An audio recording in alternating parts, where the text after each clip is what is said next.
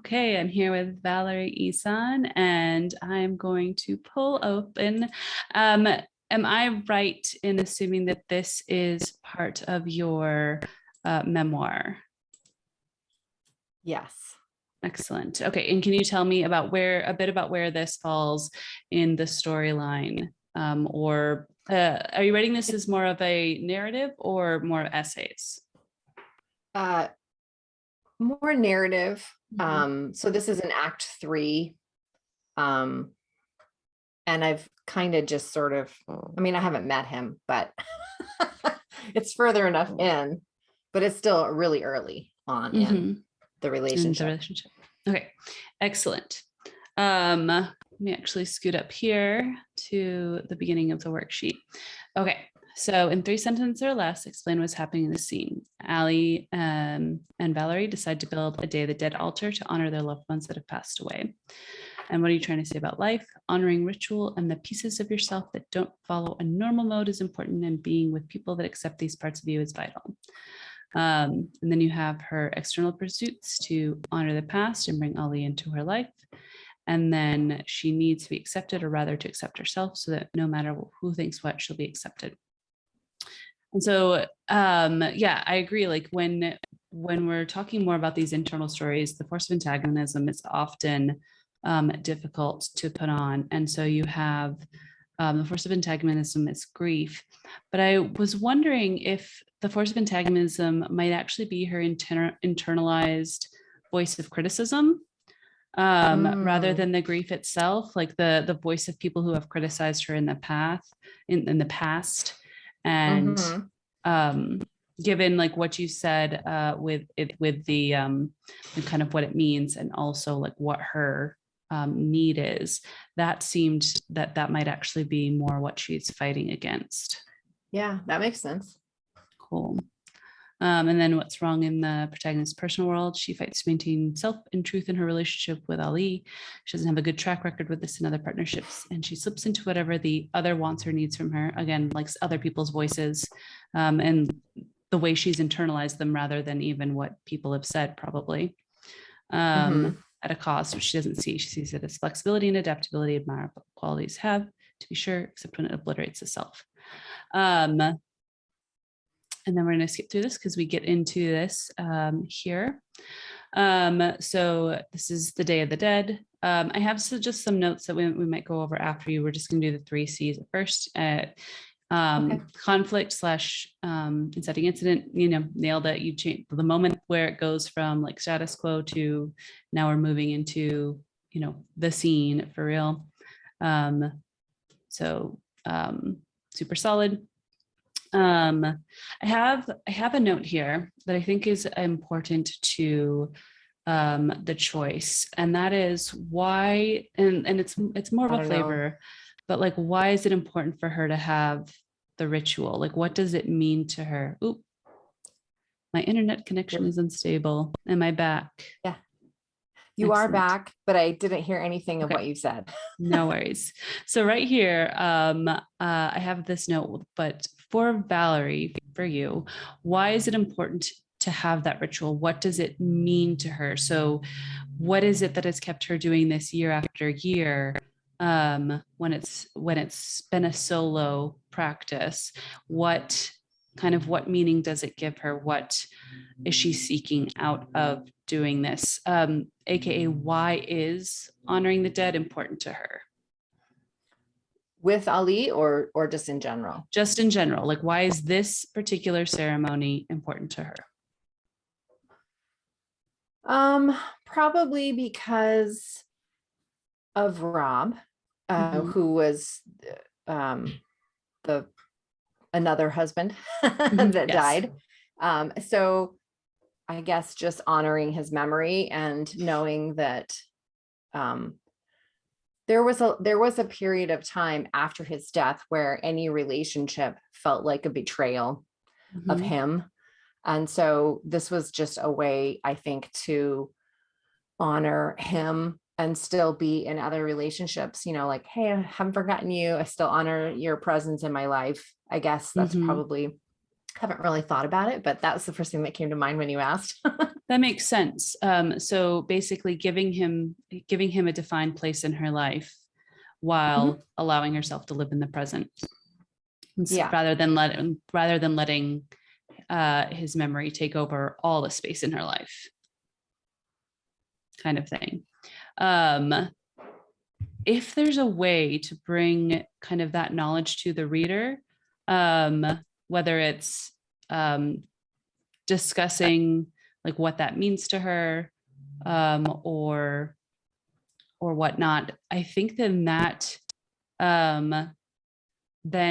Ollie's acceptance of this practice, even if he doesn't understand like what this means to her, then means a lot to the reader, because they also know specifically what it means to Valerie, not just honoring the dead, which a lot of people honor the dead. Some do it out of, well, this is just what we do because it's culture, but some have very personal reasons, like Valerie in this instance. It's very weird to be talking about you as a character, but we're going to stick with the character view. Yeah, that's the way I do it. Exactly. So because this is a memoir, let's address that. So yeah. I could create a scene or pieces of dialogue. We're in scene right now, but I could create additional dialogue where I have that conversation with Ali. And I could say to myself, I could rationalize that this is what we would have said if we had talked about it.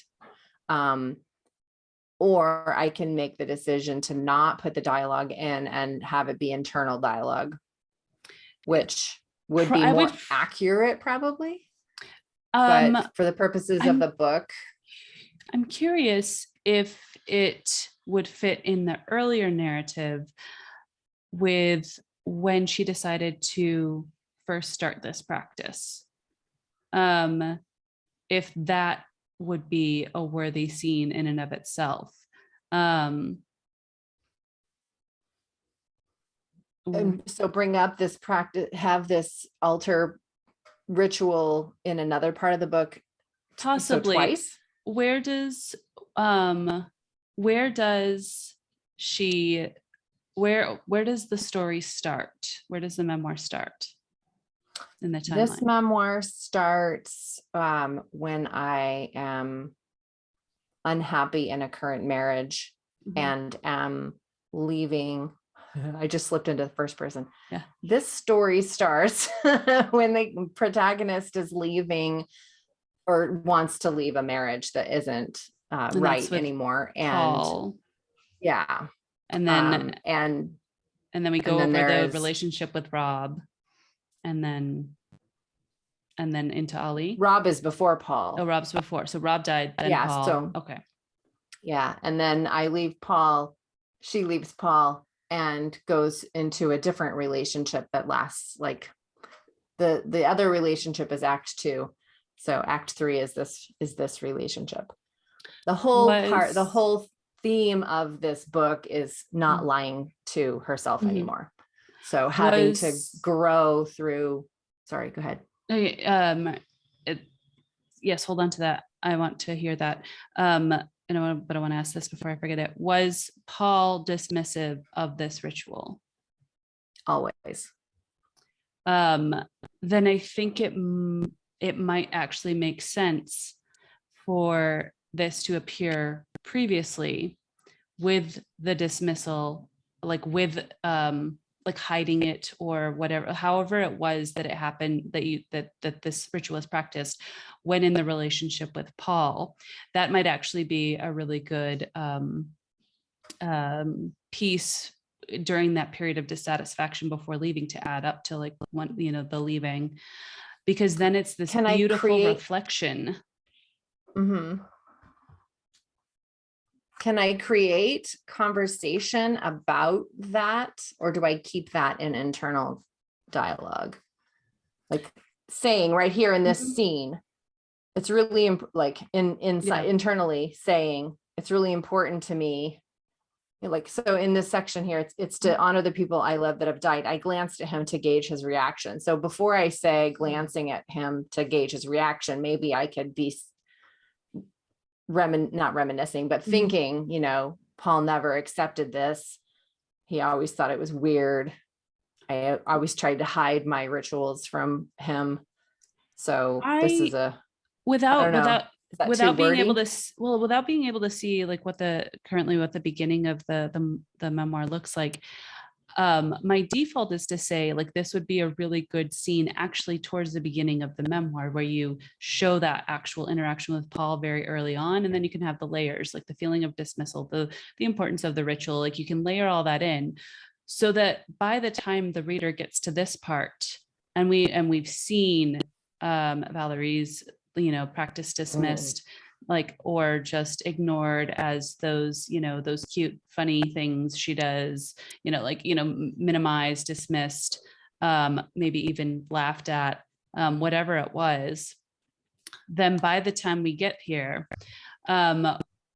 when Valerie goes, and even if something similar happened in that middle relationship before Ali, like if there's a way to include like another dismissal of the Day of the Dead thing, by the time we get to here, then when Valerie tells Ali, I usually make a Day of the Dead altar, we know the weight that telling him has without you having to explain it in this scene, because we've seen it dismissed over and over.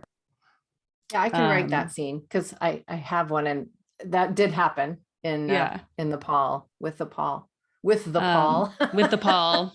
Does it? With He's the Paul. The Paul. It happened. Because then you're foreshadowing in a way, and then you have this reflection.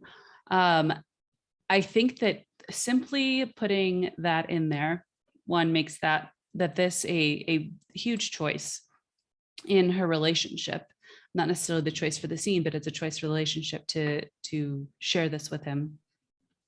And I was confused right here. Is this her asking or is it him asking? Yeah, it's her. Valerie. Okay, so like then we know that that's a huge measure of trust if we've seen that particularly with this particular ritual dismissed and disregarded by previous partners, the fact that she feels safe enough to ask him is this huge trust thing that we see happening here. So love that. And I think that moving it to a scene far earlier just layers it in without you having to do a lot of extra work in this scene. Okay. And then coming along to the choice. Here I wonder, and you noted the irreconcilable good in the previous section that we skipped over, as she, we'll go back to it now so I can read it. Choice number one is to interrupt his grief and make it better, which is something that a pattern that she has been in most of her life. And it's kind of been cutting off vulnerability because she's not comfortable with others, uncomfortable emotions, probably because in the past, those uncomfortable emotions have been used as tools to lash out and hurt her. And we know that she's building this trust in Ali. Or remain silent, witness and acknowledge the grief and allow him to process it by himself. That it's not her job to change him to make herself feel better. And she chooses number two. I think that you might go a little bit more heavy-handed here with saying, with a bit more information about like what the particular choice is. If she had an urge to say something, acknowledge that. Okay. If, all the things she could say, the denial or whatever, a little bit more detail here so that we see what the other option is in the moment and what she doesn't choose. Okay. And I was curious with this information about his father, was this something that had been shared previously in life, or was this something that he shared in this ritual? can't quite remember, but I believe he had told me beforehand. He probably brought it back up again. But yeah, I think it was something I knew before. I feel like this might be something that might be useful to pull into dialogue to kind of root us in the moment of the scene rather than moving back and forth like mentally as far as timelines to things known before. So if he's sharing this actively, that keeps us rooted in this very intense for Valerie moment. And then I can spread out, and there could be more opportunity for bringing up the like internal emotional struggle. Exactly. Because if he's parsing out information and I'm like, you know, wanting to say something and make it all better. And I love that. Good idea. And then I had this note, and I don't know if this is appropriate for this scene, but I really like reflection, and with this being memoir and you being a slightly more literary minded writer, I had a thought of like, is there a way you can introduce an image, incident, or sense of not fitting at the very introduction of the scene that became contrasted by the scene's end? I don't know if that will end up fitting, but it was a thought I did have. An image, incident, or sense of not fitting, between Ali and I.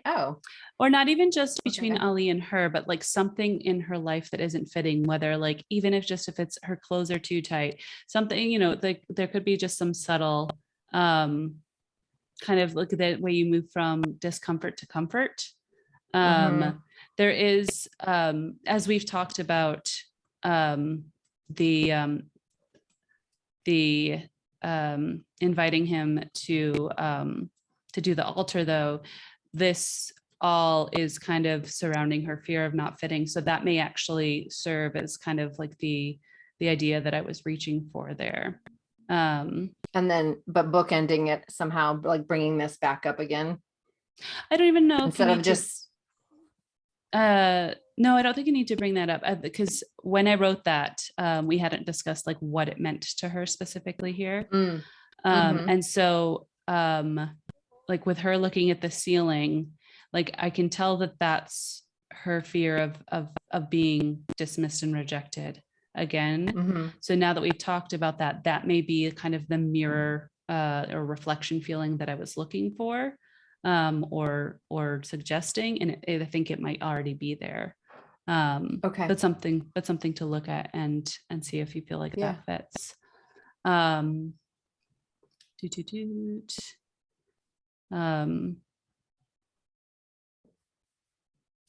then,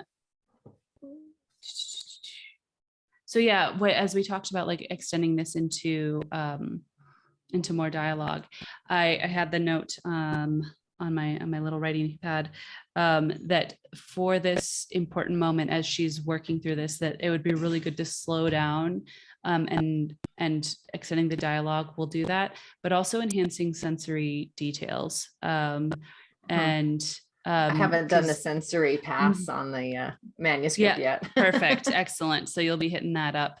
And then I had just questions that might bring up stuff that might add depth to this particular scene, but they may not fit for either. So my questions that could possibly add more are, what did it feel like exchanging these experiences of grief when the grief itself is so unique and unshareable? And what was it like to share such a private ritual after so many years of, not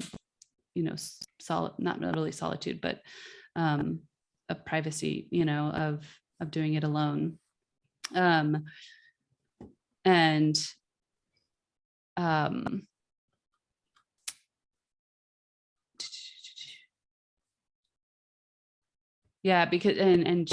like, especially knowing that this was dismissed and she probably hid it to avoid ridicule or whatever. What did it feel like to now like have this shared acceptance, beyond just, this rightness here, and kind of the contrast between previous relationships possibly. But those are just thoughts that may or may not fit.